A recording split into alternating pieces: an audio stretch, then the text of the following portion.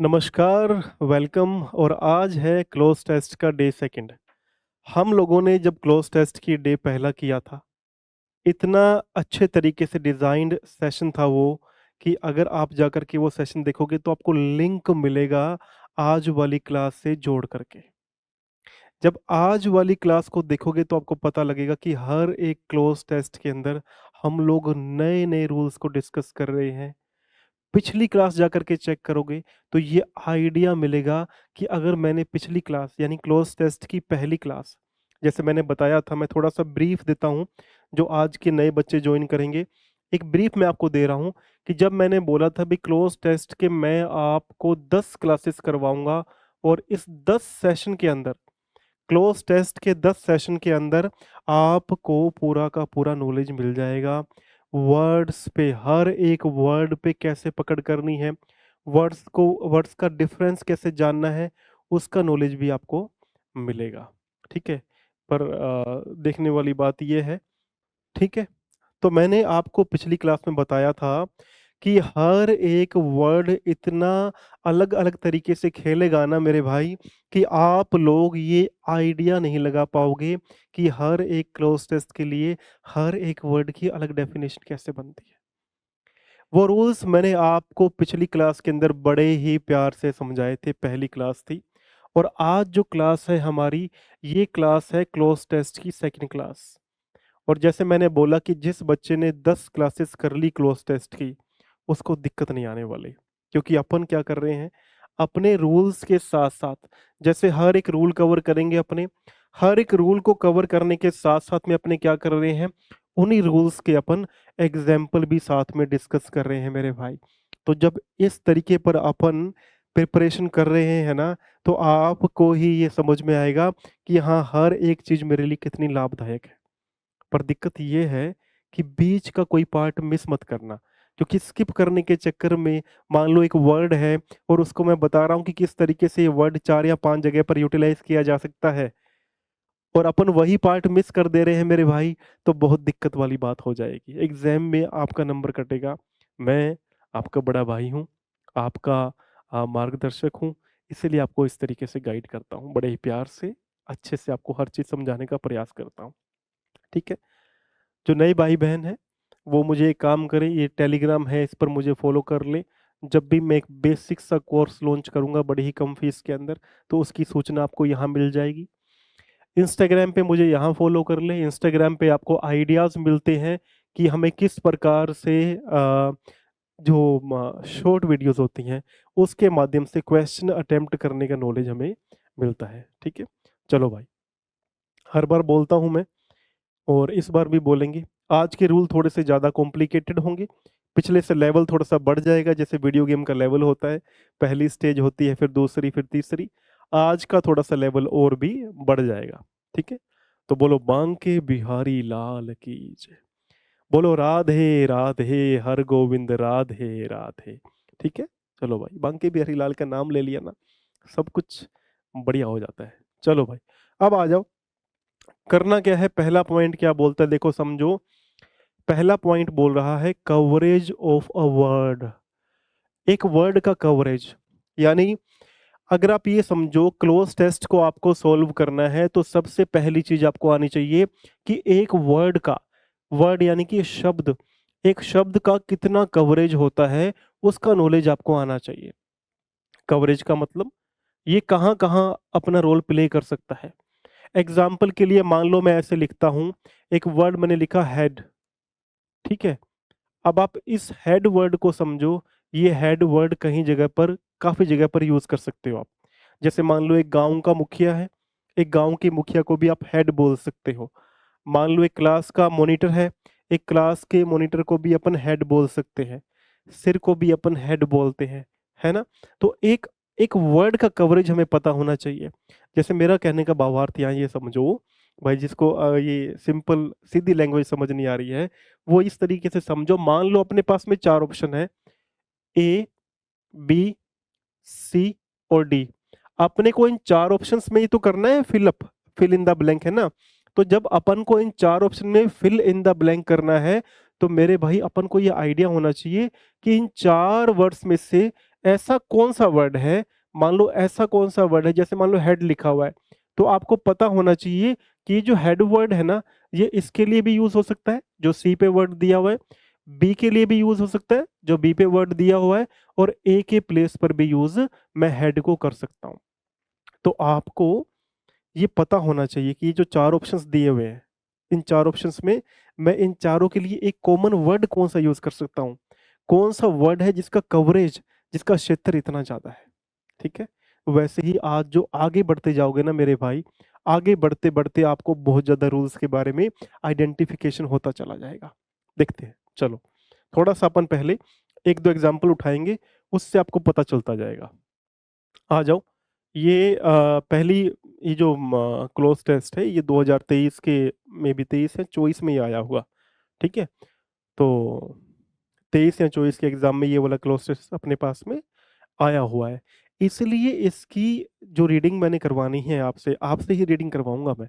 आपसे जो मैंने इसकी रीडिंग करवानी है उसको मैंने पार्ट्स में डिवाइड किया है, क्योंकि लंबा बहुत है। देखोगे तो यहाँ से 9 से 12 तक अपने पास में ऑप्शंस आ रहे हैं। ठीक है, और फिर नेक्स्ट पेज पर चलेंगे तो नेक्स्ट पर अपने पास में 13 से 15 तक आ रहे हैं, और फिर उससे नेक्स्ट पर चले अपन तो 16 से 18 तक अपने पास में आ रहे हैं। ठीक है, तो एक तो आइडिया ये रखना है कि थोड़ा सा बड़ा होगा, टाइम लगेगा, बट यहाँ से ज्ञान बहुत मिलने वाला है। तो अगर नॉलेज चाहिए तो डेप्थ के लिए भैया देखो करना पड़ता है, ज्ञान अगर मिलना है, चाहिए ज्ञान अपन को और क्रैक करना है एग्जाम, तो थोड़ा तसल्ली आपको रखनी पड़ेगी। और मैं जल्दबाजी नहीं करता हूँ, घास नहीं काटता हूँ, हर एक रूल आपको दे करके जाता हूँ। और ऐसे ऐसे रूल्स जो करवाए जाते ही नहीं है, बोला जाता है, हर एक बोलता है कि क्लोज टेस्ट में ये रूल होते हैं, नियम होते हैं, लेकिन उठा करके सीधा प्रैक्टिस सेट पर पहुंच जाते हैं। ऐसा नहीं करेंगे भाई। मैंने आपको जैसे बताया कि यहाँ देखोगे ना आप, ये तो पहला तो रूल मैंने आपको बड़ा सिंपल सा बताया है। जैसे डेप्थ में चले जाओगे ना, गहराई में जाते जाते ऐसे ऐसे रूल्स आपके सामने आएंगे, आप बोलोगे सर अगर मैंने आज वाला क्लोज टेस्ट कर लिया होता तो मेरा एग्जाम क्रैक हो जाता। ठीक है, तो यही बात, बस यही बात अलग हो जाएगी दूसरों से, और कुछ अलग नहीं होने वाला। बातें कम करेंगे भाई, सीधा अपन अब पॉइंट पर आने वाले हैं। ठीक है, पॉइंट पर आएंगे सीधा। चलो पढ़ते हैं भाई क्या लिखा हुआ है।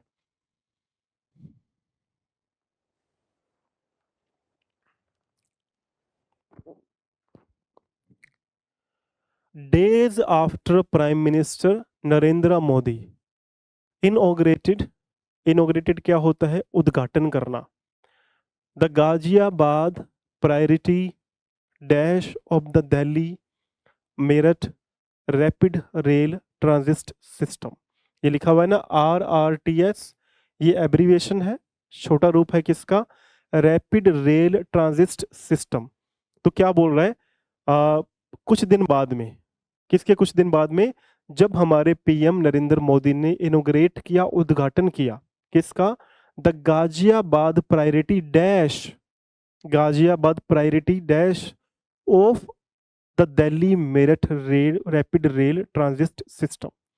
अब मेरे भाई हमें क्या करना है, हमें ये बताना है यहाँ जो ये जो फिलअप है इसमें क्या आंसर आना चाहिए।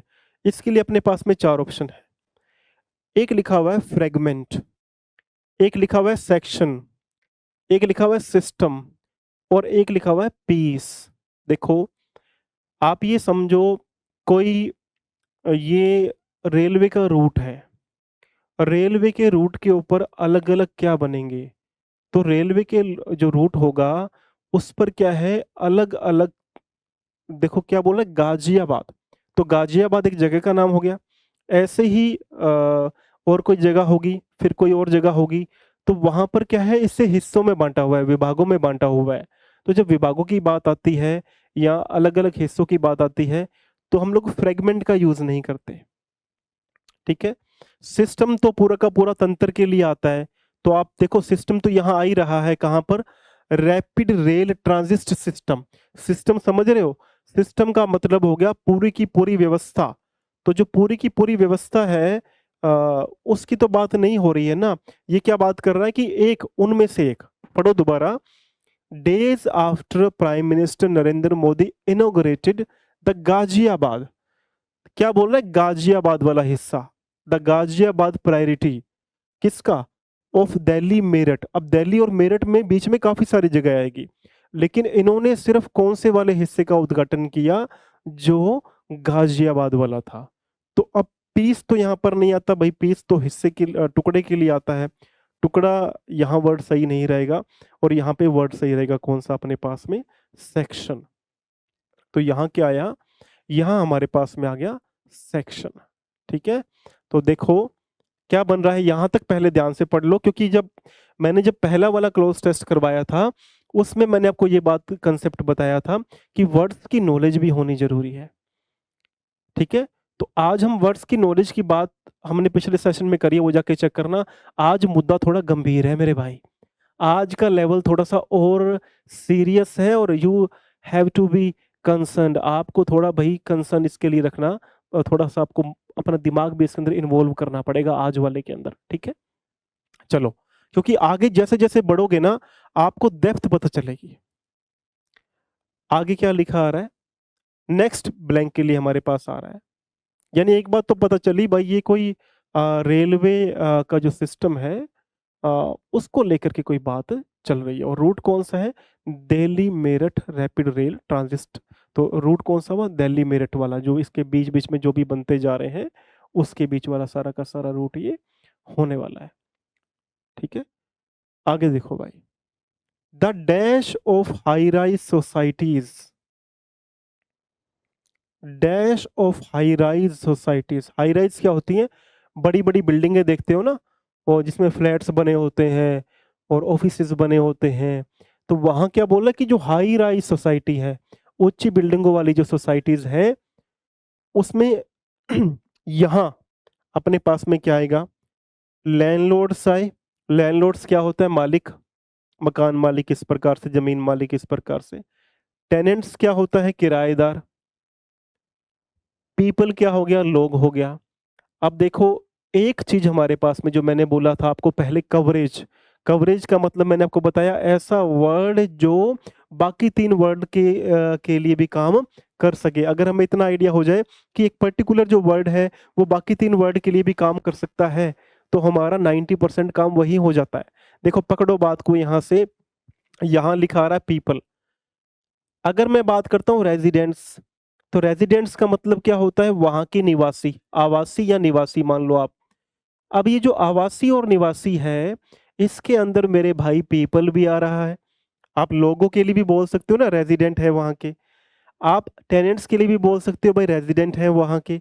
आप लैंडलॉर्ड्स के लिए भी बोल सकते हो कि वहां के रेजिडेंट्स हैं। जब ऐसी सिचुएशन होती है, जब हमें ये पता नहीं होता कि बात किसकी चल रही, जैसे यहाँ अगर बात करता हूँ मैं, तो पहले क्या बात हुई कि जो नरेंद्र मोदी थे, उन्होंने मुहूर्त किया किसका? जो दिल्ली मेरठ का जो गाजियाबाद प्रायोरिटी सेक्शन था। अब क्या बात कर रहा है? अब उससे आगे बढ़ करके बात कर रहा है कि जो हाई राइज सोसाइटी में लोग हैं, अब ये जो लोग हैं हाई राइज सोसाइटी के अंदर, वो तो लैंडलॉर्ड्स भी हो सकते हैं ना, मकान मालिक हो सकते हैं, या फिर किराएदार भी रह सकते हैं वहां पर। अब लोग तो मैं आपके अपने मुंह से ही बोल रहा हूँ, लेकिन मैंने बोला रेजिडेंट्स हैं। तो आप देखते हो भाई, रेजिडेंट्स के अंदर एक सर्टेनिटी आ गई, एक निश्चितता आ गई, जिसमें आपको पता चल गया भाई इसमें लैंडलॉर्ड्स भी आ गए, इसमें लोग भी आ गए, इसमें टेनेंट्स भी आ गए। तो ये वर्ड के कवरेज का नॉलेज होना चाहिए, ये होता है वर्ड के कवरेज का नॉलेज। तो यहाँ पर क्या हुआ? यहाँ पर हमारे पास में क्या आएगा? यहाँ आएगा रेजिडेंट्स। क्या आएगा? रेजिडेंट्स हमारे पास में यहाँ पर आ जाएगा मेरे भाई। तो ये जब आपको आइडिया होने लगा यहां तक, ठीक है, क्या बना? The residents of high rise societies in the national capital region. Region मतलब एरिया। ठीक है, तो जो रेजिडेंट्स थे हाई राइज सोसाइटी के अंदर, नेशनल कैपिटल, नेशनल कैपिटल कौन सी? हमारी दिल्ली। तो दिल्ली के एरिया में, तो यहां तक बात कर रहा है कि जो दिल्ली के एरिया में हाई राइज सोसाइटी है उसके निवासी, है ना। तो जब आपको ये आइडिया हो गया ना कि हमको यार, हाँ हमको ये पता लग गया कि अगर 4 वर्ड्स दिए हुए हैं, एक मैं आपको बता रहा हूँ पॉइंट आगे बढ़ने से पहले। भाई आपको ये आइडिया हो गया कि ये सो एंड सो मेरे पास में 4 ऑप्शंस दिए हुए हैं। अगर मैं इन 4 ऑप्शंस में से अपनी तार्किकता लगा दूँ और ये पता लगा पाऊँ कि ये जो चौथा वर्ड है, इसके कवरेज में, इसके अधिकार क्षेत्र में ये 3 वर्ड्स भी तो आ रहे हैं, तो आंसर कौन-सा वर्ड है? फिर चौथा वर्ड उसका आंसर हो जाएगा विदाउट एनी डाउट। आपको बिल्कुल भी कन्फ्यूज़ नहीं होना है, आगे स्टेप फॉरवर्ड करना है अंडरस्टैंड करते हुए कि कितनी डेप्थ में आप प्रयास करते हो चीज़ों को अंडरस्टैंड करने का। यही तो सारा का सारा काम है। हम लोग कहाँ उलझे हुए हैं, हमको पॉइंट टू पॉइंट फैक्ट नहीं पता चल रहे हैं। आज के सेशन में आगे बढ़ते-बढ़ते आपसे ऐसी और भी बातें करने वाला हूँ, जो आप कहोगे सर ये आज का सेशन मैंने मिस कर दिया होता ना, मैं अगर प्री में बैठा हूँ, तो मज़े से अटेम्प्ट कर पा रहा हूँ क्लोज़ टेस्ट, अगर मैं मेंस में बैठा हूँ, तो मेरा सर आज क्रैक हो जाएगा। ठीक है? मैं आगे देखना कैसे आप कहोगे सर आनंद तो आगे चलते-चलते पता चला। ठीक है? तो यहाँ तक बात हो गई। अब क्या बोल रहा है? कॉल फॉर डायरेक्ट डैश, यानी ये बोलना चाह रहा है जो रेजिडेंट्स थे उस हाई राइज सोसाइटी के उस नेशनल कैपिटल एरिया के अंदर, call for direct dash to the public transport service points. अब यहां देखो, जब मैंने पिछली बार बात करी थी, मैंने आपको बात बताई थी कि दोनों तरफ की क्लोजेस को बड़ा ही ध्यान से पढ़ना है। अगर किसी बच्चे को क्लोजेस नहीं समझ आ रही हैं, तो आप जाकर के पहले क्लोज टेस्ट पहला वाला चेक कर लेना। मैंने बोला था आपको कि दोनों तरफ की जो बातें, इसकी इस तरफ की बात, फिलअप के बाद की बात और फिलअप के पहले की बात, दोनों ही ध्यान से पढ़ा करो। तो क्या लिख रहा है? जो हाई राइज सोसाइटी के हैं in the national capital region call for direct, किस चीज की डायरेक्ट की मांग की गई है? To the public transport service points, यानी उन्होंने कोई डायरेक्ट मांग करी है जिससे पब्लिक ट्रांसपोर्ट पॉइंट्स को अपन क्या कर सके, वहां तक कुछ ना कुछ करने के लिए बात चल रही है ना। फिलअप के अंदर देखना 4 ऑप्शन हमारे पास दिए होंगे। क्या मांग रहा है? क्या कनेक्टेड मांग रहा है? क्या कनेक्टिविटी आना चाहिए? क्या कनेक्टिंग आना चाहिए? या फिर कनेक्ट आना चाहिए? अब ध्यान से पढ़ना, जब मैंने इस पॉइंट की बात करी है, तो इसमें क्या बोल रहा है? Direct dash dash to the public transport service points. जो पब्लिक ट्रांसपोर्ट सर्विस पॉइंट्स हैं, उसके लिए कुछ डायरेक्ट ये मांग रहा है। अब यहाँ देखो, ये जो 4 वर्ड्स है ना, कनेक्टेड, कनेक्टिविटी, कनेक्टिंग, कनेक्ट, इन चारों में से यहाँ पर क्या है? डायरेक्ट क्या आना चाहिए? क्या डायरेक्ट कनेक्टेड आए, डायरेक्ट कनेक्टिविटी आए, डायरेक्ट कनेक्टिंग आए, या डायरेक्ट कनेक्ट आए? उससे पहले हमें कुछ बहुत ही ज़्यादा खास बात जान लेनी है, और वो बात देखो यहाँ पर आपके लिए गेम को चेंज करने वाली होगी। वो बात क्या है? वो पॉइंट क्या है? वो पॉइंट है मेरे भाई, क्या बोल रहा है? द एबिलिटी टू डिफरेंशिएट, योग्यता। कैसी योग्यता आपके अंदर होनी चाहिए? डिफरेंशिएट, फर्क जानने की। किस किस के बीच में? कि गिवन वर्ड हमारे पास में वर्ब है, एडजेक्टिव है, या नाउन है। हमें ये आइडिया होना चाहिए कि दिया हुआ वर्ड जो है वो वर्ब है क्या, वो एडजेक्टिव है क्या, वो नाउन है क्या, ये बात हमें आनी चाहिए। जैसे बात समझना, अब बड़ी सिंपल सी बात लगती है, लेकिन मुद्दा यहां से थोड़ा सा सीरियस है। देखो, यहां डायरेक्ट लिखा हुआ है। अब जो डायरेक्ट वर्ड है हमारे पास में, डायरेक्ट वर्ड क्या है, पहले तो ये पता हो।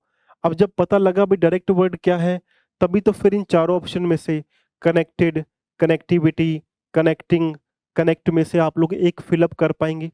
तभी तो आपको आइडिया हो पाएगा यहाँ पे फिलअप क्या आना चाहिए। मेरे भाई, थोड़ा समझने का प्रयास करते हैं, चलो थोड़ा सा अपन इसकी बाल की खाल निकालते हैं, तभी भाई मजा आएगा, और तभी आप आगे वाले क्लोज टेस्ट कर पाओगे। समझो कैसे। मैंने लिखा, एक मैंने सेंटेंस इस प्रकार से लिख दिया आपके लिए, एक example, she is a beautiful girl. ठीक है। आपको आइडिया हुआ कि she is a beautiful girl. Girl पता चला क्या है? गर्ल पता चला हमारे पास में क्या है, हमारे पास में नाउन आ गई। अब आपको पता लगा भाई नाउन के लिए जो वर्ड यूज होता है, यानी नाउन से पहले जो वर्ड यूज होता है वो क्या होता है? नाउन से पहले वाला वर्ड हमारे पास में जो भी आएगा वो होगा मेरे भाई क्या? एडजेक्टिव, है ना?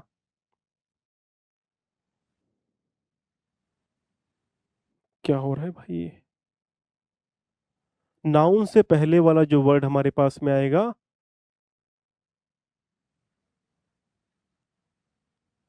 वो क्या होगा मेरे भाई? एडजेक्टिव होगा। क्या भाई, हमारा हम बुजुर्ग हो चुके हैं, हमारे हमारे साथ ही ऐसी चीजें क्यों हो रही है भाई? हाँ, ठीक है। गर्ल में भी जी डबल लग गया, अभी आप अपने हिसाब से समझ लेना। ठीक है, इतना माथापौड़ी नहीं करेंगे। तो क्या लिखा हुआ है? She is a beautiful girl. आपको पता चला कि जहां पे गर्ल आ रहा था, गर्ल एक नाउन है, एक नाउन के लिए मुझे क्या चाहिए? एडजेक्टिव चाहिए। क्लियर था भाई? गर्ल लड़की, नाम दिया आपने किसी को, नाउन हो गई, और उसके लिए वर्ड आया ब्यूटीफुल। आपको पता चला हमें एडजेक्टिव यहाँ पे चाहिए था। वैसे ही जब आप फिलअप करोगे, फिल इन द ब्लैंक्स करोगे, आपको दो तीन बातें बड़ी ही खास जान लेनी चाहिए। वो बातें क्या है? वो बातें हमारे पास में है पार्टिसिपल्स। क्या है मेरे भाई? वो बातें हमारे पास में है पार्टिसिपल्स। पार्टिसिपल्स। अब पार्टिसिपल्स क्या होते हैं? पार्टिसिपल्स वर्ब से बनते हैं। किससे बनते हैं? थोड़ा पेन चेंज कर लेते हैं, मैं लिख देता हूं। एक वर्ब से बनते हैं। एक वर्ब से, एक वर्ब की थर्ड फॉर्म, थर्ड फॉर्म से बनेंगे। या फिर,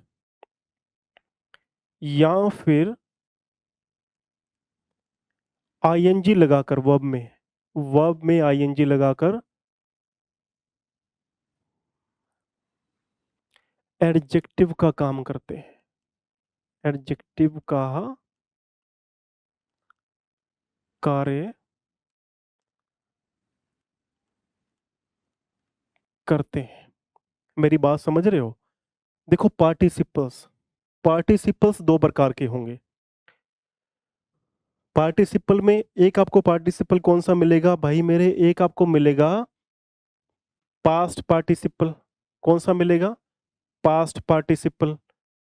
जो क्या होगा? जो वर्ब की थर्ड फॉर्म की, थर्ड फॉर्म से बनेगा।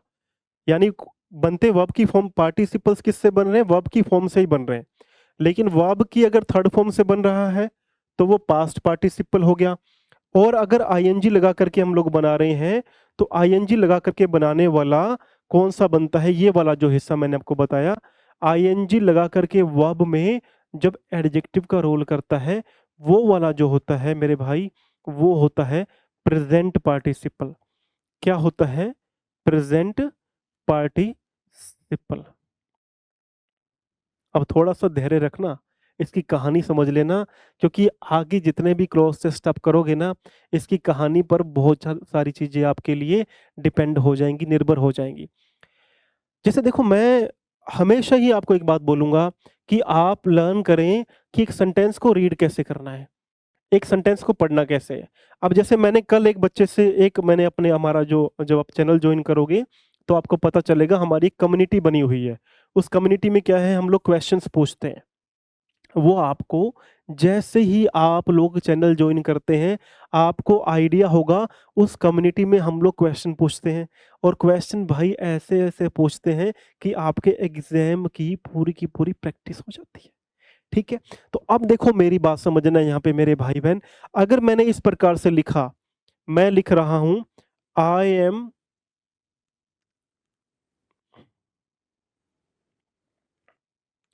Satisfied, I am satisfied with her performance.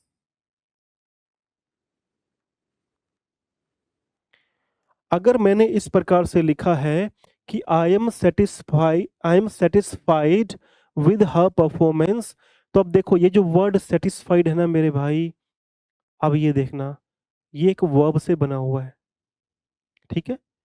Verb से बना हुआ है, लेकिन लगा क्या आ रहा है? ईडी लगा आ रहा है।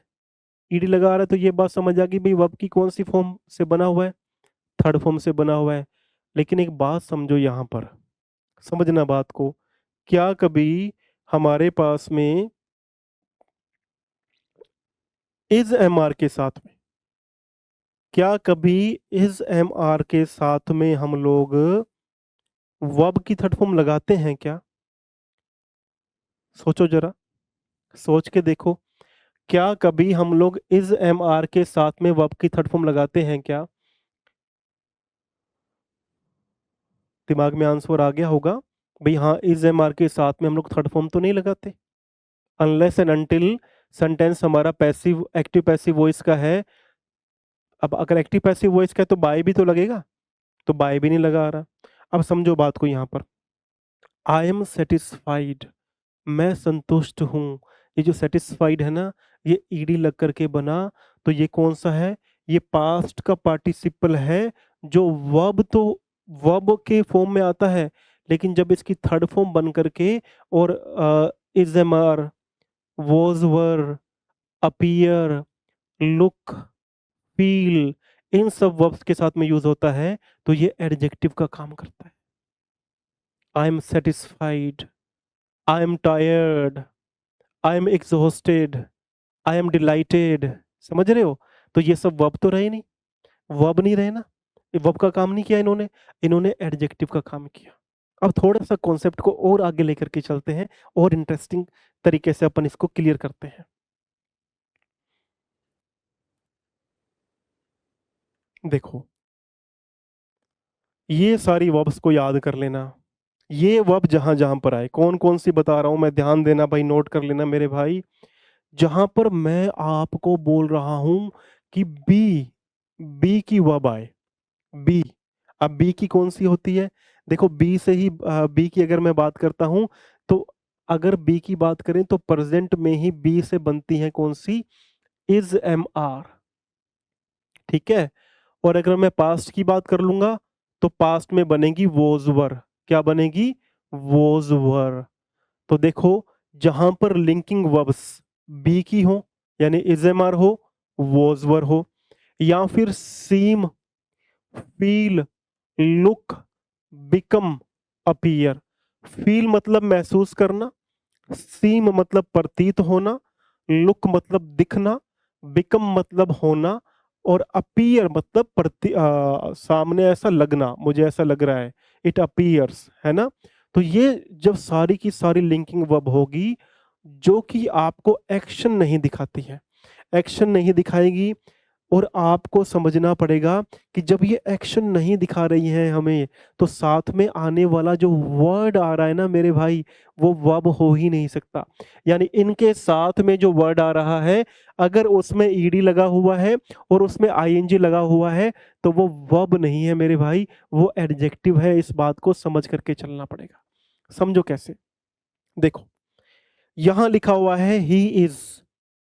अब पता चला भाई, जब इजेमआर आ जाए और उसके साथ में थर्ड फॉर्म आए, तो वो क्या बना? पास्ट का पार्टिसिपल, एडजेक्टिव बना। He is tired, she seems, क्या दिखती है? कंफ्यूज्ड। ईडी लगा हुआ है, वर्ब नहीं है, एडजेक्टिव है, क्योंकि किसके साथ में आ रहा है? सीम्स के साथ में आ रहा है।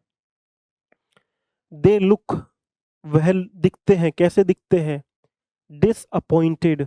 ईडी लगा हुआ आ रहा है, वर्ब की थर्ड फॉर्म नहीं है ये एडजेक्टिव का काम कर रहा है। वैसे ही the room appear crowded, the room appears crowded. ये जो रूम है, भीड़ भाड़ वाला लगता है, और ये किसकी बात बता रहा है? क्राउडेड, इस रूम की बात बता रहा है। वर्ड हमारे पास में आ रहा है अपीयर्स। बात समझे? अगर यहां तक पता चला आपको भाई, हाँ, कि जो वर्ब की थर्ड फॉर्म होती है, अगर वो बी की फॉर्म के साथ में आए, यानी समझ लेना, यहाँ यहाँ फिक्स कर लेना इस बात को। फिर देखो, ये जो पॉइंट है अपन डिस्कस करते हैं, ये मिस नहीं होने चाहिए। अगर वो बी की फॉर्म के साथ में आता है, यानी इज एम आर के साथ में आता है, तो एडजेक्टिव का काम करेगा। वर्ब तो नहीं आती, नहीं आती ना, इज एम आर के साथ में कौन सी फॉर्म आती है? थर्ड फॉर्म नहीं आती है, पैसिव में आती है, एक्टिव में, एक्टिव पैसिव वॉइस में आती है, अदरवाइज नहीं आती है। फिर अगर वॉज वर है तब भी थर्ड फॉर्म आ रही है तो एडजेक्टिव है। लुक के साथ में आ रहा है, अपीयर के साथ में आ रहा है, सीम के साथ में आ रहा है, फील के साथ में आ रहा है, तो वो एडजेक्टिव है मेरे भाई, वो वर्ब नहीं है। अब मेरा जो कंक्लूजिंग पॉइंट है ना, कंक्लूड करने वाला पॉइंट है, वो इधर समझना बात को। यहां दिक्कत आएगी, यहां दिक्कत कहां आएगी? जब आप लोग इसको फिल करने जाओगे, इस वाले पार्ट को, तो आपको समझ आना चाहिए कि national region cold for direct, यहां पर क्या क्या नहीं आ सकता। डायरेक्ट क्या है? डायरेक्ट हमारे पास में एक एडजेक्टिव है। क्या है? एक एडजेक्टिव है। एडजेक्टिव किसके लिए आता है? यहां से लिंक करो, मैंने आपको छोटे से एग्जांपल से बता दिया था कि यहां लिखा हुआ है क्या? गर्ल। गर्ल क्या है? नाउन। और नाउन के लिए क्या आता है? एडजेक्टिव आता है। बताया था ना भाई, एक नाउन की खासियत क्या बताता है? एडजेक्टिव बताता है। लेकिन अब इस वाले सेंटेंस को देखो, जब इस वाले सेंटेंस को देखोगे तो यहाँ पर ऑलरेडी हमारे पास में क्या दिया हुआ है? डायरेक्ट दिया हुआ है, जो कि एक एडजेक्टिव है। अब जो इसके साथ में वर्ड आना चाहिए, तो वो क्या आना चाहिए? दिमाग में बात आनी चाहिए भाई, नाउन चाहिए मुझे यहाँ पर, नाउन चाहिए, पार्टिसिपल नहीं आएंगे। तो पार्टिसिपल नहीं आएंगे तो कनेक्टेड निकाल दो।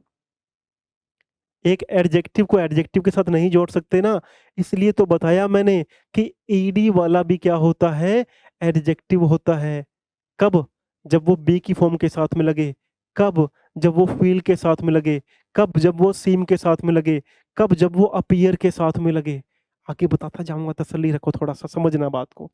अब यहाँ पे डायरेक्ट और कनेक्टेड नहीं आ सकता, क्योंकि अगर कनेक्टेड थर्ड फॉर्म होने के बाद में अगर एडजेक्टिव भी बन जाए तो एडजेक्टिव के साथ में एडजेक्टिव नहीं आएगा, निकाल देना मेरे भाई।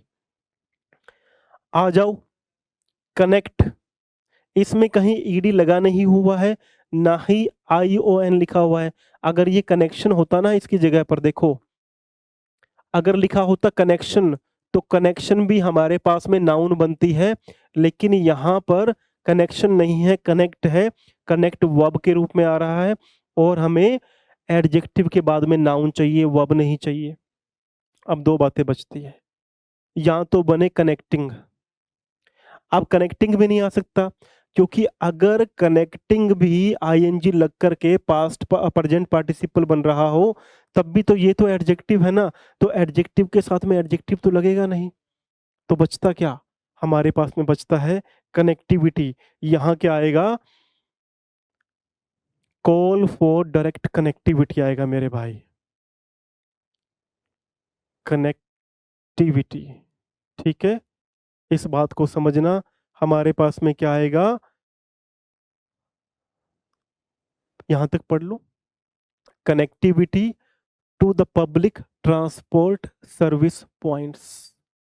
क्लियर हुआ? कुछ थोड़ा बहुत डाउट रह गया होगा, कोई बात नहीं, आगे और प्रैक्टिस करते जाएंगे, क्लियर होते चले जाएंगे।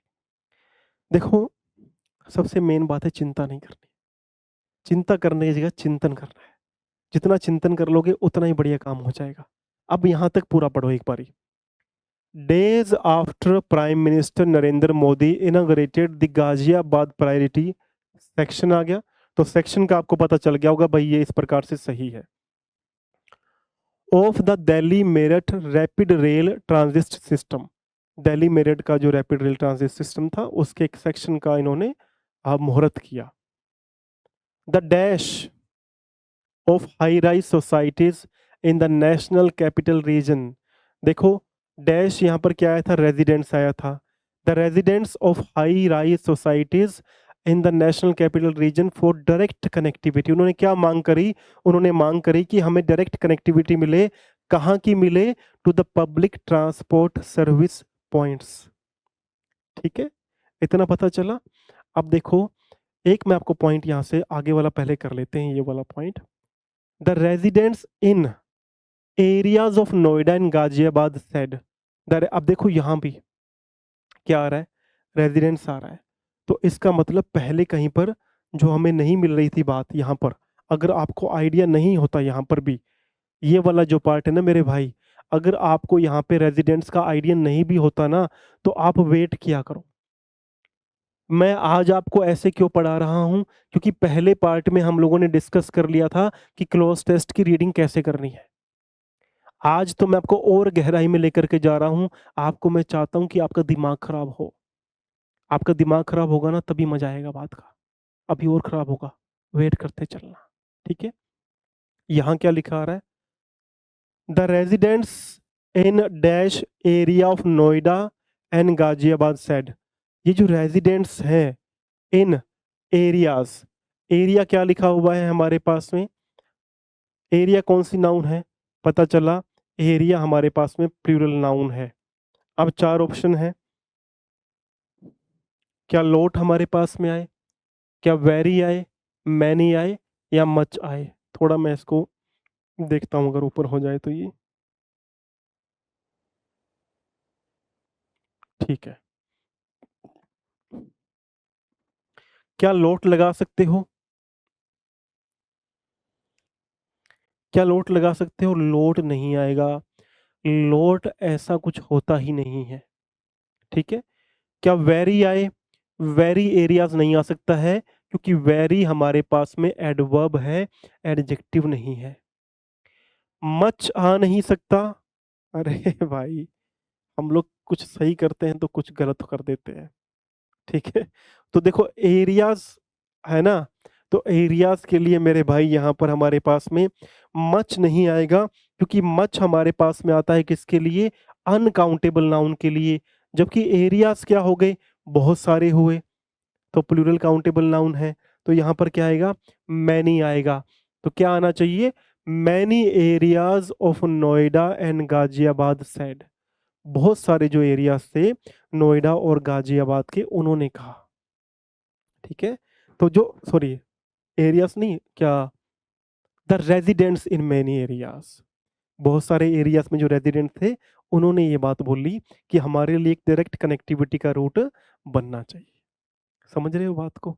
अब थोड़ा सा और समझाता हूँ। थोड़ा दिमाग खराब होगा, पेशेंस रखना। जिसका दिमाग खराब होगा ना, वही भाई आगे की ओर बढ़ेगा। क्योंकि कितना भी, जितनी गहराई में जाओगे ना हर चीज की, हर बात की, जितनी डेप्थ में जाते जाओगे, उतना ही आपका ज्ञानवर्धन होता जाएगा। इसलिए गहराई में जाया करो हर बात की। थोड़ा सा और गहराई में लेके चलता हूँ, जैसे मैं लिखता हूँ वहीं चलते हैं अपन। यहीं आ जाओ।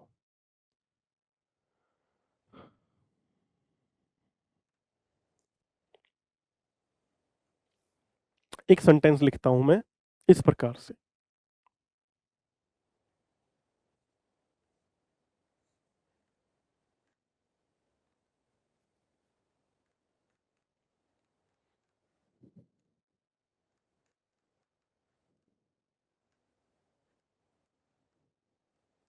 लिखा मैंने, ठीक है। अब यहां देखो, मैंने लिखा है it is an interesting book. यहाँ जो इंटरेस्टिंग लिखा गया मेरे भाई, ये इंटरेस्टिंग में आईएनजी लगा रहा है, लेकिन ये वर्ब नहीं है। क्यों नहीं है? क्योंकि ये बात किसकी कर रही है? ये नाउन के बारे में बता रही है। It is an interesting book, book के बारे में बता रही है। बुक कैसी है? इंटरेस्टिंग है। साथ में देखो ये इज आ रहा है। इज क्या है? इज बी की फॉर्म है, बी के रूप है, बी के प्रेजेंट में आता है इज एम आर। और बी के जो पास्ट फॉर्म्स होते हैं उसमें क्या आता है? वॉज वर आता है। तो जब भी इज एम आर आए, वॉज वर आए, अपीयर आए, फील आए, लुक आए, सीम आए, उनके साथ में जो वर्ड आते हैं, चाहे आईएनजी ही क्यों ना लगा हो, वो एडजेक्टिव होते हैं। समझ रहे हो बात को? जैसे मैं लिखता हूं, ये देखो, it was a boring movie. It was a boring movie. ये जो फिल्म थी, ये कैसी थी? ये बोरिंग थी। It was a boring movie. Movie हमारे पास में क्या है? मूवी हमारे पास में नाउन है मेरे भाई। अब इस नाउन की तो खासियत बता रहा है बोरिंग। ये कोई एक्शन के रूप में काम नहीं कर रहा है, वॉज वर्ब के साथ में आ रहा है, इज एम आर के साथ में आ रहा है, बी के साथ में आए, बी की फॉर्म के साथ में आए, फील के साथ में आए, लुक के साथ में आए, सीम के साथ में आए, अपीयर के साथ में आए। दिमाग खुला रख लेना कि ये जो वर्ड्स के साथ में आएंगे ना, चाहे आईएनजी लगा रहा है या फिर थर्ड फॉर्म है, दोनों ही पार्टिसिपल्स हैं और पार्टिसिपल्स एडजेक्टिव का काम करते हैं। पार्टिसिपल्स एडजेक्टिव का काम करते हैं। अब एक एग्जांपल और मैं कहीं पर इसको थोड़ा सा अपन छोटा करके देखते हैं अगर होता है तो।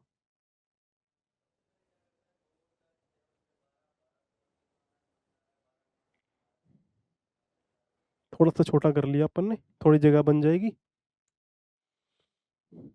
अब जो मैं आपको बात समझाना चाह रहा था, पेन चेंज कर लेते हैं भाई। It is a well, it is a well connected, it is a well connected route. क्या लिखा मैंने आपको, देखो यहां पर, it is a well connected route. समझो बात को, यहां पर क्या लिखा आ रहा है, इट के साथ में इज यानी बी की फॉर्म आ गई। अब देखो कभी भी आप समझना, इज एम आर के साथ में, वॉजवर के साथ में, अपीयर के साथ में, लुक के साथ में, फिर बोल देता हूँ फील के साथ में, बार बार बोल देता हूँ फील के साथ में, अपीयर के साथ में, लुक के साथ में, सीम के साथ में, बी की फॉर्म के साथ में, चाहे बी की प्रेजेंट फॉर्म है चाहे बी की पास्ट फॉर्म है, इनके साथ में जब भी ईडी लगा आ जाए या आईएनजी लगा आ जाए, वो वर्ड एडजेक्टिव होता है। तो it is a well connected route. Route noun है, कनेक्टेड क्या है, एडजेक्टिव है। समझ रहे हो बात को? तो यहाँ पर साबित क्या होता है, यहाँ पर जैसे मैथ में बोलते हैं ना, हेंस प्रूव्ड, तो साबित होता है। क्या साबित होता है मेरे भाई बहन? यहाँ साबित हो गया आपको कि यहाँ जो वर्ड आया ना, डायरेक्ट, और डायरेक्ट के साथ में क्या आना सही था, डायरेक्ट के साथ में हमें जो कनेक्टिविटी वर्ड मिला है वो बिल्कुल ऑन पॉइंट है, क्योंकि कनेक्टेड नहीं आ सकता था। कनेक्टेड खुद में ही पार्टिसिपल बनता है जो एडजेक्टिव का काम भी करता है। समझ रहे हो? और दूसरी बात, ये वैसे भी नहीं आ सकता था, क्योंकि अगर इस सेंटेंस को ध्यान से पढ़ते तो इस सेंटेंस में क्या लिखा हुआ है, ये कोल्ड, कोल्ड क्या है, ये है वर्ब, लेकिन ये बी की फॉर्म नहीं है, ना ही ये इजमर है, ना ही वॉजवर की फॉर्म है, बी की वॉजवर है, ना ही फील है, लुक है, सीम है, अपीयर है। ये तो मेन वर्ब है। ये क्या है? ये मेन वर्ब है। मेन वर्ब के साथ में आपको पार्टिसिपल नहीं देखने को मिलते हैं। तो अगर मेन वर्ब आ गई, क्लियर हो गया भाई, डायरेक्ट आ गया, डायरेक्ट हमारे पास में एडजेक्टिव, तो यहाँ पर कनेक्टेड नहीं चलेगा भाई, कनेक्टिविटी ही सही रहेगा। ये मैंने आपको सिर्फ और सिर्फ गहराई में ले जाने के लिए बताया है, बाकी इतना दिमाग में मत चलाना कि ज़्यादा ही कन्फ्यूजन क्रिएट हो जाए। हाँ, जिसको समझ आ जाए, जिसको लगे कि सर देखो, हाँ दिमाग तो खराब हुआ है पर समझ आया है, जो बच्चा ये बोल दे कि हाँ सर दिमाग हमारा जरूर आपने खराब कर दिया है पर बात पल्ले पड़ी है ना, जाते नहीं लोग इसके अंदर भाई, नहीं जाते, डरते हैं। इसमें जाने से डरते हैं कि पता है बच्चा फिर एक सवाल पूछेगा उठा करके। तो जाना तो पड़ेगा भाई, आज नहीं तो कल जाना पड़ेगा, कल नहीं तो परसों जाना पड़ेगा है। चलो अब आगे बढ़ेंगे, अब आज जो समय है अपना, फटाफट देखो करते हैं आगे। आगे आ जाओ, एक पॉइंट देख लें।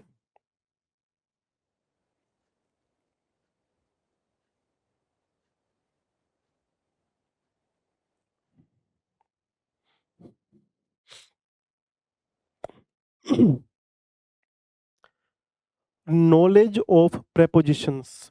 आपको प्रेपोजिशंस का नॉलेज भी होना जरूरी है भाई। अगर आपको प्रेपोजिशंस का ज्ञान है, prepositions which show contrast, normal prepositions नहीं, ऑन इन ऑन नहीं, ऐसी प्रेपोजिशंस जो कॉन्ट्रास्ट दिखाती हैं। आपने कॉन्ट्रास्ट कंजंक्शन में देखा होगा, पिछला सेशन जब किया था क्लोज टेस्ट फर्स्ट, उसमें मैंने आपको बताया था कि कॉन्ट्रास्ट देने वाली कंजंक्शंस होती हैं। कौन सी होती हैं? ऑल दो होती है, दो होती है, इवन दो होती है, येट होती है। ये सारी जो कंजंक्शंस हैं ये कॉन्ट्रास्ट देती हैं। लेकिन ऐसी कंजंक्शंस भी होती हैं, सॉरी ऐसी प्रेपोजिशंस भी होती हैं जो कॉन्ट्रास्ट बताती हैं। वो प्रेपोजिशंस कौन-सी होंगी, उसका हमें नॉलेज होना चाहिए। ऐसी प्रेपोजिशंस जो कॉन्ट्रास्ट बताती है, ठीक है? तो वो आपको आगे जब करोगे, पढ़ोगे तो आइडिया हो जाएगा। जैसे यहाँ मैंने बात करी ऑल्दो की, दो की, इवन दो की, येट की, तो ये मैंने आपको पिछली बार क्लियर किया था कि किस प्रकार से येट कॉन्ट्रास्ट, पहले समझो भाई कॉन्ट्रास्ट होता क्या है? कॉन्ट्रास्ट होता है विरोधाभास। क्या दिखाना? विरोधाभास दिखाना। आपस में चीज़ों का विरोध दिखाना। वो क्या होता है? उसे हम लोग बोलते हैं क्या? कॉन्ट्रास्ट दिखाने वाली कंजंक्शंस। जैसे मैं बोलता हूँ कि हालाँकि वह अमीर है, फिर भी वह कंजूस है। Although he is rich, he is a miser. समझ रहे हो? ऑल्दो ही इज़ रिच, हालाँकि वह अमीर है, ही इज़ अ माइज़र, वह एक कंजूस व्यक्ति है। बात समझ आई? ऑल्दो हालाँकि अमीर है, फिर भी कैसा है? कंजूस है। कॉन्ट्रास्ट, विरोधाभास वाली बात हुई ना आपस में, उसे बोलते हैं कॉन्ट्रास्ट दिखाने वाली कंजंक्शंस। लेकिन ऐसी प्रेपोजिशंस भी हैं जो कॉन्ट्रास्ट दिखाती हैं, उसका क्लोज टेस्ट में क्या रोल होता है आपको समझ आ जाएगा। ठीक है? और एक after verbs like continue, start, stop, keep, ऐसी जो वर्ब आए जिसमें कंटिन्यू लिखा है, जिसमें स्टार्ट लिखा है, स्टॉप लिखा है, कीप लिखा है, उसके साथ में हम लोग क्या यूज करते हैं? वर्ब में आईएनजी की फॉर्म यूज करते हैं, है ना? तो कहने का भावार्थ ये हुआ कि एक तो कवरेज ऑफ वर्ड पता होना चाहिए, एक एबिलिटी होनी चाहिए, डिफरेंशिएट करने आना चाहिए कि भाई वर्ब यहाँ पर आएगी, एडजेक्टिव आएगा या नाउन आएगा। वो कब होगा? जब सारी बातों का नॉलेज अपन को होगा, ठीक है? और प्रेपोजिशंस का गहराई में ज्ञान होना बहुत जरूरी है। प्रेपोजिशंस का तो गहराई में ज्ञान चाहिए ही चाहिए, साथ साथ में ये पता होना चाहिए कि ऐसी वर्ब, कौन सी वर्ब? जो कंटिन्यू, जहाँ कंटिन्यू लिखा हो, जहाँ स्टार्ट लिखा हो, जहाँ स्टॉप लिखा हो, जहाँ कीप लिखा हो, इनके साथ में अपने को आईएनजी वाला फॉर्मेशन यूज करना पड़ेगा। समझे बात को? जैसे एग्जांपल देखो, कॉमन पैटर्न है continue doing, keep doing, stop doing, start doing. समझ रहे हो? तो ये इस प्रकार से अपन को समझनी पड़ेंगी बातें। चलो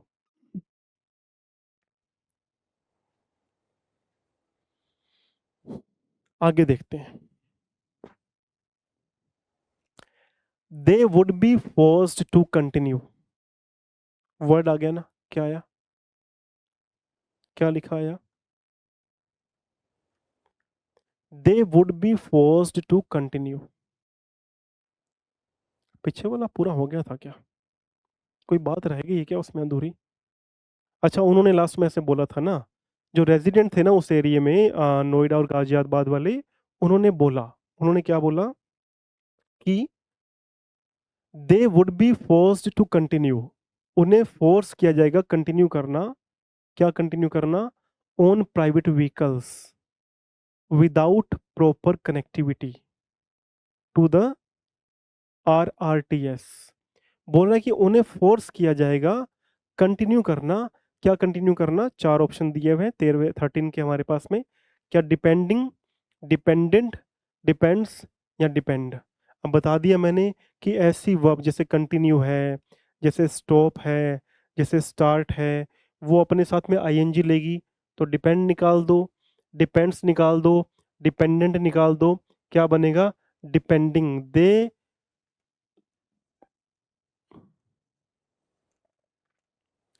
दे would be forced to continue depending on private vehicles, उनको फोर्स किया जाएगा कंटिन्यू करना, डिपेंड, निर्भर करना किस पे? प्राइवेट व्हीकल्स पे, विदाउट प्रॉपर कनेक्टिविटी, बिना प्रॉपर कनेक्टिविटी के। कनेक्टिविटी मतलब कोई जुड़ाव नहीं है बीच में, ऐसा। टू द आरआरटीएस, आरआरटीएस क्या है? वही ट्रांजिट सिस्टम, रेलवे वाला। And dash public transport modes, और एक तो किस पर डिपेंडिंग रहना कंटिन्यू करना पड़ेगा? प्राइवेट व्हीकल्स के ऊपर, बिना प्रॉपर कनेक्टिविटी के, और पब्लिक ट्रांसपोर्ट मोड्स, या फिर पब्लिक ट्रांसपोर्ट्स की जो और साधन है उन पर। तो ये चार अपने पास में वर्ड्स हैं। एक्स्ट्रा आएगा? नहीं आएगा। फर्दर आएगा? नहीं आएगा। यहाँ पर अनदर भी नहीं आएगा। यहाँ पर आएगा अदर पब्लिक ट्रांसपोर्ट मोड्स। क्या आएगा? Other public transport modes.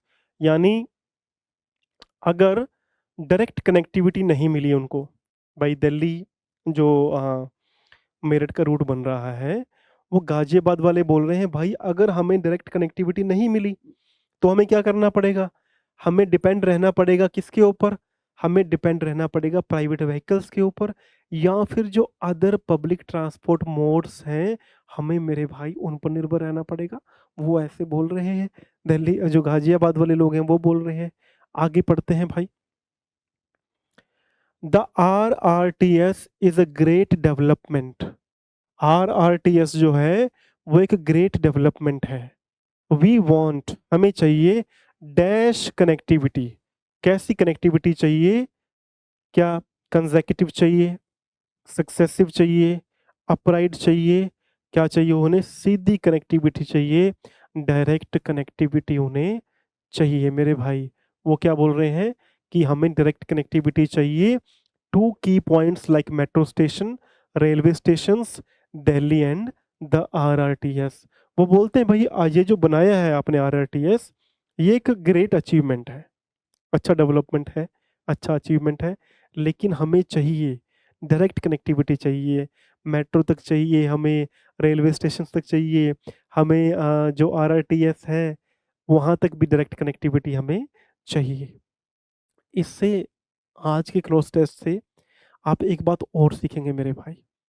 वो एक बात ये है कि कई बार आपको अगर ऑप्शंस नहीं भी आते, गिव अप मत करना, क्लोज टेस्ट को पूरा ध्यान से पढ़ लेना, क्योंकि आधी बातें आपको वहीं पता चल जाती हैं। पता कैसे चलती हैं? समझो मेरी बात को, मैं क्या बताने का प्रयास कर रहा हूँ। मान लो ऐसा ऐसा आइडिया लेकर के चलो कि आपको नहीं आता, आपने पढ़ा और आपको नहीं आया। इवन आफ्टर रीडिंग अगर आपको आंसर्स नहीं मिल रहे हैं, आपको नहीं समझ आ रहा है, तो आपको उस पैसेज से कुछ डिराइव करना होगा, कुछ निकालना होगा। वो बातें क्या निकालोगे आप? सबसे पहली बात, आप पढ़ो कि वैसी ही लाइन कहीं और लिखी हुई है क्या? जो फिलअप से पहले वाला वर्ड दिया हुआ है, वैसी ही एक वर्ड कहीं और दिया हुआ है क्या? और उसके साथ में पेयर में दूसरा वर्ड कौन सा दिया हुआ है? तो जो उसके साथ में पेयर में वर्ड दिया हुआ है ना, वही फिलअप में भर के आओ। 99% ये चीज काम करती है। जैसे समझो, समझाता हूं आपको। यहाँ क्या था? यहाँ लिखा हुआ है कनेक्टिविटी। क्लियर है? अब इस पॉइंट पर आओ। यहाँ क्या लिखा हुआ था? डायरेक्ट। अब हम लोग डायरेक्ट के बाद वाला ही तो पार्ट ढूंढ रहे थे। अब मान लो आपको यहाँ पे सारी बात नहीं समझ आती, मान के चलते हैं कि आपको ये सारा बसड़ में पढ़ना ही नहीं है कि सर ये पार्टिसिपल क्या है, वर्ब क्या है, कभी कैसे काम कर रहे हैं, कभी कैसे काम कर रहे हैं, अंग्रेज मर गए सर, अंग्रेजी छोड़ गए, हमें परेशान कर गए। मान लो आपको इन सभी बातों में पढ़ना ही नहीं है, आप रीड तो कर सकते हो ना, रीडेबिलिटी तो डेवलप कर सकते हो ना आप। ये डेवलपमेंट करना ही अपने आप में आंसर्स फाइंड आउट करना होता है क्लोज टेस्ट के अंदर स्पेशली। अब देखो, आपने क्या करना था? आप क्या करते? आप सिंपल सा फंडा उठाते, सिंपल सी बात पकड़ते कि यहाँ पर जो पॉइंट आया मेरे पास में, जो यहाँ लिखा हुआ है डायरेक्ट, और मैंने यहाँ कनेक्टिविटी मुझे नहीं आता था, मैंने खाली छोड़ दिया, लेकिन मैं आगे बढ़ा, और आगे बढ़ते हुए मुझे यहाँ दिखा भाई कनेक्टिविटी लिखा हुआ है। तो एक बात तो साफ होगी भाई, वहां पे डायरेक्ट के साथ में कनेक्टिविटी आना था, और यहाँ कनेक्टिविटी से पहले खाली जगह थी, और यहाँ पे डायरेक्ट आना था। पता चल रही है कोई बात? और वैसे ही हमारे पास में यहाँ क्या हुआ था? यहाँ देखो, यहाँ पे हमने भरे थे क्या? इस वाले पार्ट में, ये तो अब ऊपर नीचे हो गया, खैर कोई बात नहीं। यहाँ हमने क्या भरे थे? यहाँ हमने भरे थे रेजिडेंस, भरे थे ना, रेजिडेंस। रेजिडेंस भरने के बाद में हमें एक आइडिया होता, अगर हमें नहीं भी पता होता तो ये देखो यहाँ लिखा हुआ है द रेजिडेंस। तो इसका मतलब है कि अगर कई बार आपको ऐसा ऑप्शन मिले जो आगे कहीं किसी लाइन में लिखा हुआ है, आगे कहीं किसी लाइन में मेंशन किया हुआ है, तो that can be one of the answers, वो एक आंसर हो सकता है। ये बात को मान करके चलना। मैं धीरे से इसलिए पढ़ा रहा हूँ, प्रेम से इसलिए पढ़ा रहा हूँ कि आपके डाउट्स मेरे सामने आए। जब थर्ड सेशन लेकर के आऊँ, आप इतनी मजबूती से मुझे बातें बताएं और मैं उन पे काम करता हुआ आपको एक बेहतरीन सेशन 8-7 जो भी और दे सकूं, दे करके जाऊं, जिससे आप कहें कि सर मज़ा तो आ गया, हमारे कंसेप्ट डाउट थे बहुत सारे क्लियर हुए हैं इस सीरीज से। इस सीरीज का मकसद ये है।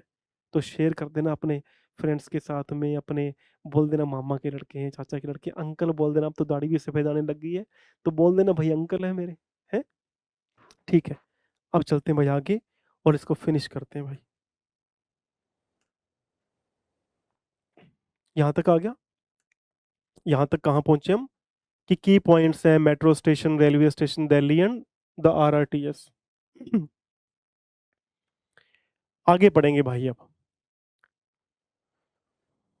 वहां तक क्या बोला उन्होंने कि हमें की पॉइंट्स तक पढ़ने जाने के लिए कनेक्टिविटी चाहिए। Dash any proper public transport many residents are forced to opt dash a personal car. तो एक तो 17वें का फिलअप क्या है, अ पर्सनल कार से पहले वाला, और 16 का क्या बोल रहा है, any proper public transport many residents are forced to. वो बोल रहा है कि बिना किसी पब्लिक ट्रांसपोर्ट के, बिना किसी पब्लिक ट्रांसपोर्ट के many residents are forced to opt. अब देखो 16 के ऑप्शन में दिया हुआ है in spite of, despite, without, with.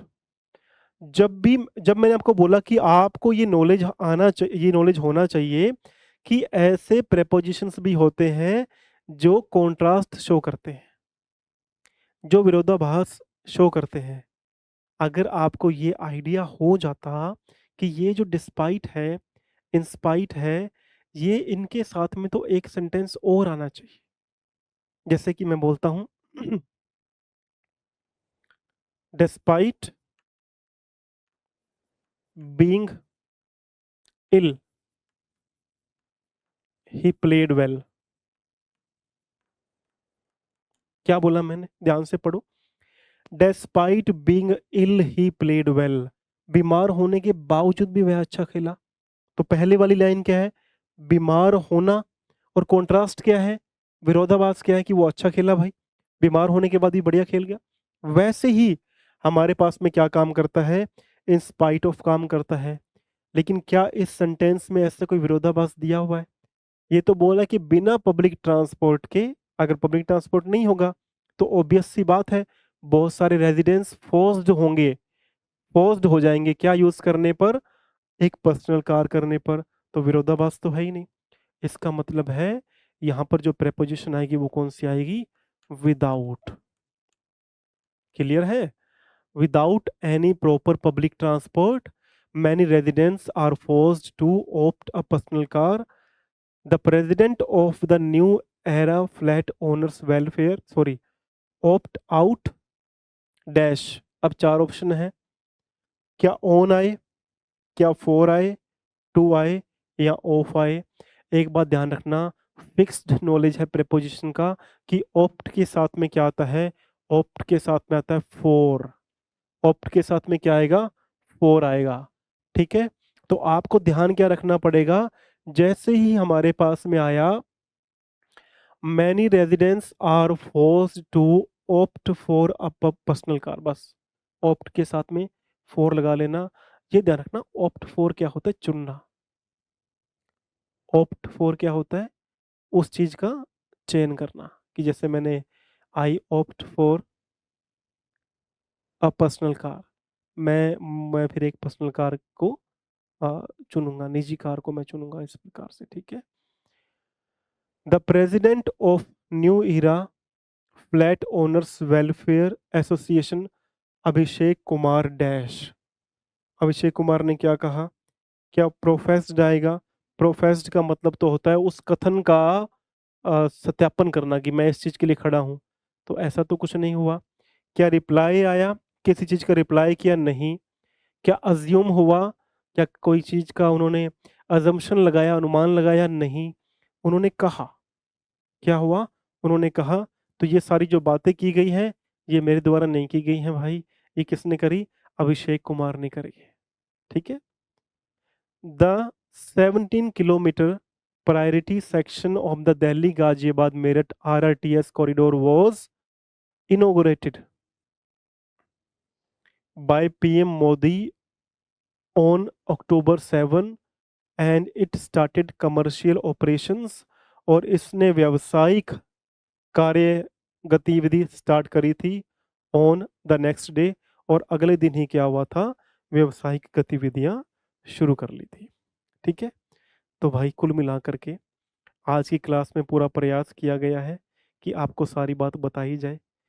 Class का समय खत्म हो चुका है तो लास्ट के कुछ पार्ट थोड़े से तेज खींचने पड़े, पर आपसे यही उम्मीद करता हूँ कि आप लोग थोड़ा सा अब अ, एक हेल्पिंग हैंड बने, उन बच्चों तक ये पहुँचे, तो ताकि मैं अगला जो सेशन लेकर के आऊँ और भी ज़्यादा कंसेप्ट क्लैरिटी के साथ में और भी डिटेलिंग के साथ में आपको हर एक बात समझाता चलूँ।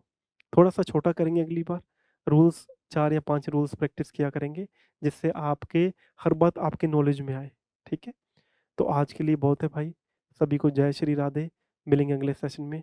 Take care.